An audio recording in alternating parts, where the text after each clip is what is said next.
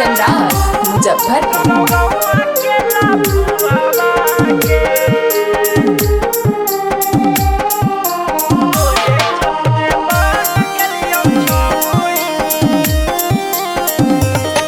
हेगे जहिया से चल गेनी छौड़ी खेलही जुआवा गे। अगे जहिया से चल गेनी छौड़ी खेलही जुआवा गे। तो तोरे चलते बन गेलियो छौड़ी गौआ के लफुआवा गे। अगे तोरे चलते बन गेलियो छौड़ी गौआ के लफुआवा गे। एके हाथावा पर लिखही नामावा भोंकी भोंकी सुआवा गे। हगे हाथावा पर लिखही नामावा भोंकी भोंकी सुआवा गे। तो तोरे चलते बहन गेलियो छौड़ी गौआ के लफुआवा गे। आगे तोरे चलते बन गेलियो छौड़ी गौआ के लफुआवा गे।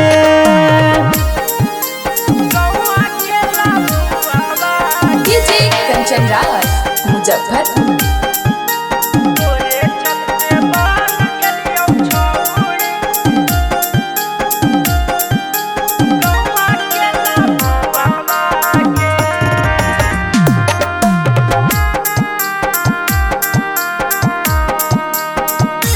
हेगे केकरा से छौड़ी अब करबै हम बात गे। तोरे लागलियो हल्का माई गुजरात गे। हेगे केकरा से छौड़ी अब करबै हम बात गे।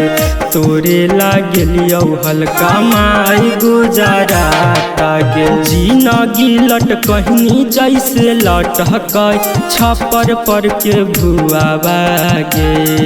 अगे जिनगी लटकनी हमर जैसे छपर पर के भुआवा गे। ता तोरे चलते बन गेलियो छौड़ी गौआ के लफुआवा गे। अगे तोरे करनवा बनलियो गौआ के लफुआवा गे।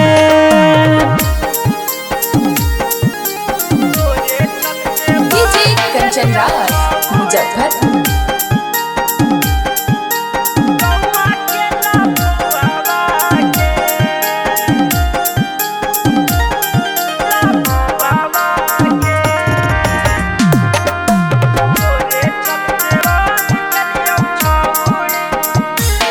एके ससुरा में जाके छौड़ी होगे नहीं तू से टगे। तोरे चलते बिक गेलौ 4 काठा खेत गे। हेगे ससुरा में जाके छौड़ी होगे नहीं तू से टगे। तोरे चलते बिक गेलौ 4 काठा खेत गे। डीजे सरफराज के गरिया बहौ छौड़ी तोर फुआवा गे। अगे सत्या भाई के गरिया बहौ छौड़ी तोर फुआवा गे। तो तोरे चलते बन गेलियो छौड़ी गौआ के लफुआवा गे। अगे तोरे कर